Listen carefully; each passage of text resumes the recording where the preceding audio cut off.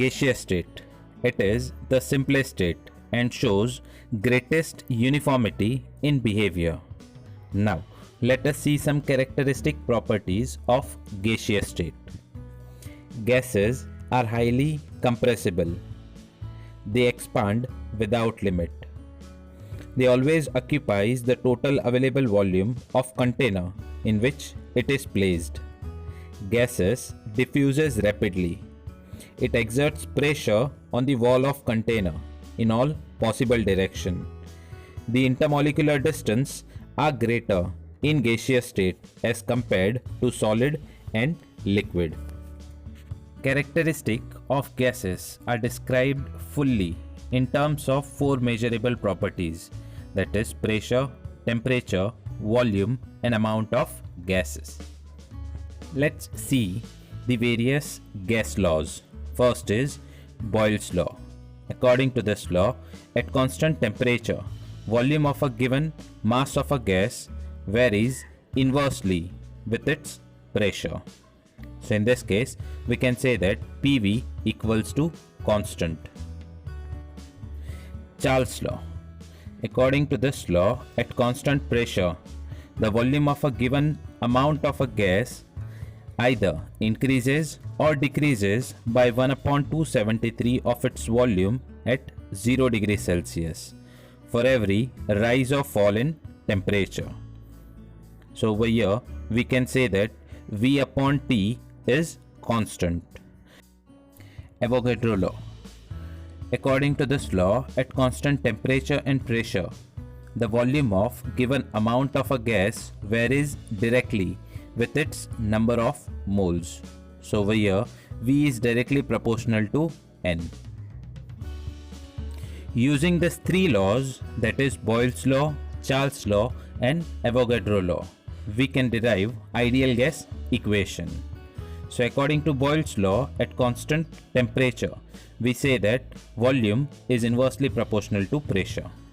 According to Charles' law, at constant pressure, volume is directly proportional to temperature. And according to Avogadro law, at constant temperature and pressure, volume is directly proportional to N, that is number of moles. If we combine these three equations, we can write it in this way, that is V is directly proportional to N and T and inversely proportional to P. On removing this proportionality sign, we'll put one constant, that is R. R is called as universal gas constant. So which gives us final equation, that is PV equals to nRT, ideal gas equation. Dalton's law of partial pressure. According to this law, the total pressure exerted by gaseous mixture is equal to the sum of partial pressure of each component of gaseous mixture.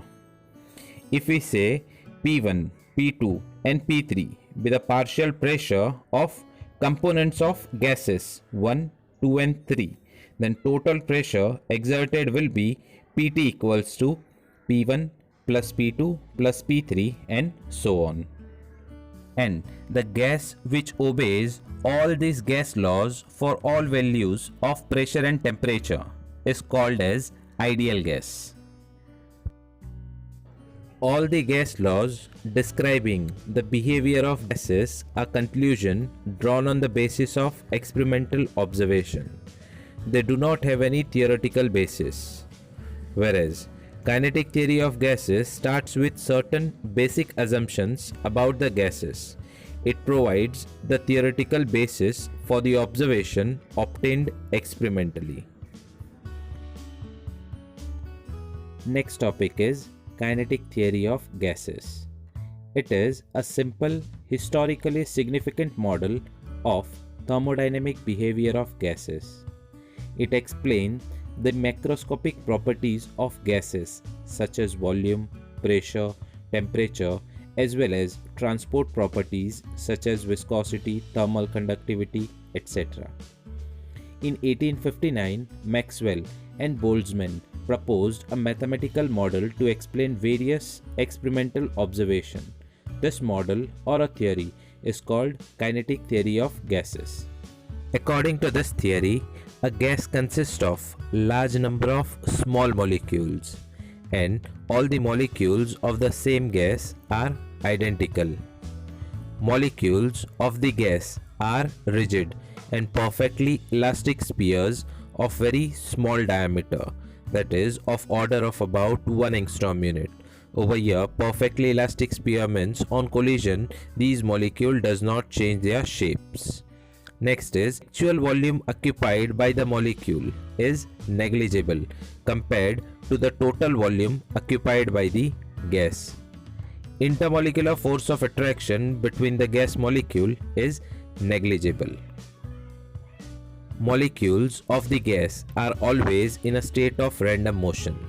Due to this, they collide with each other and also with the wall of container, which gives rise to the pressure exerted by gas. Collisions are perfectly elastic. That is, when two molecules collide with each other, there is no loss of kinetic energy during collision. So over here we say that collisions are perfectly elastic. Between any two successive collision, molecule always travel in a straight line and with constant velocity, and the average distance covered by the molecule between two successive collision is called as mean free path. The time of impact, that is time during which the collision occur, is very small as compared to the time interval between two successive collision. Though the molecules are constantly moving from one place to another, the average number of molecules per unit volume of a gas remains constant. The average kinetic energy of a gas is directly proportional to absolute temperature, and the force of gravity has no effect on the speed of gas molecules.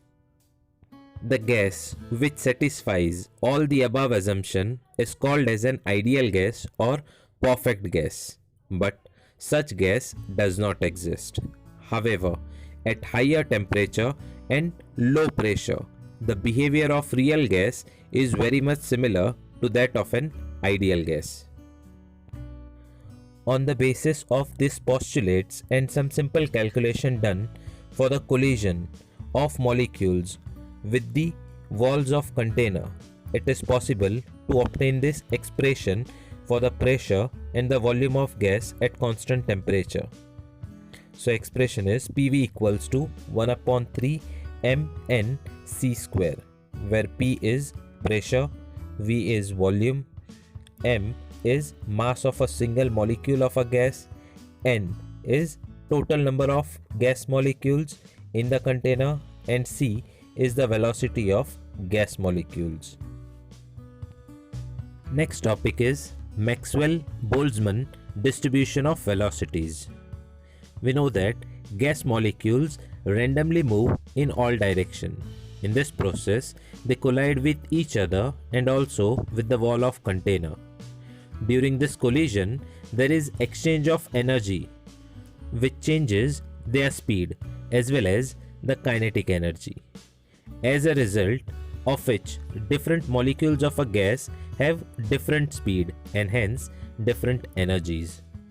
It is difficult to determine the speed of an individual molecule, but it is possible to work out with the distribution of molecules among the different molecular speed. Maxwell and Boltzmann first time proposed this correlation, and it is known as Maxwell-Boltzmann distribution law. Here, this curve represents the fraction of molecules having particular speeds. From this graph, we can say that fraction of molecules with very low velocity or with very high velocity are very small. There is a certain velocity for which the fraction of molecule is maximum. This is called the most probable velocity. This corresponds to the peak of the curve. As the temperature increases, the velocity of molecule also increases. As a result, the value of most probable velocity also increases, and the height of peak decreases and peaks become more broader, and peak shift towards the right indicating that at higher temperature, more number of molecules have higher velocity and very few molecules have lower velocity. Now, the most probable velocity is defined as velocity corresponding to the maximum of the curve.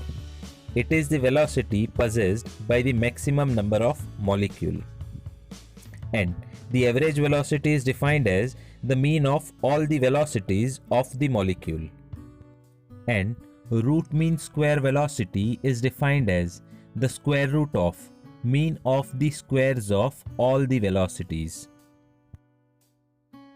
Now, let's discuss the distinguishing characteristics of ideal gas and real gas. Gas which obeys all gas laws at all temperature and pressure is ideal gas, and the gas which obeys all gas laws at low pressure and high temperature are called as real gas. In ideal gases, volume occupied by a single molecule is negligible compared to the total volume of gas, whereas in case of real gases, volume occupied by a single molecule is not negligible.